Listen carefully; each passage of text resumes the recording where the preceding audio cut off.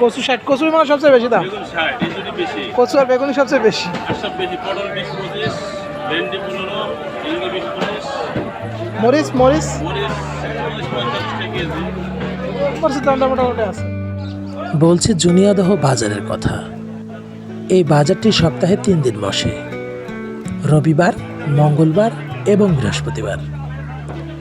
শহরের তুলনায় এই বাজারে সবজির দাম কিছুটা কম, কেননা গ্রাম অঞ্চলে এই বাজারটি হওয়ার কারণে অনেক চাষি তার বাড়ি থেকে অনেক উৎপাদিত শাকসবজি এই বাজারে নিয়ে আসে।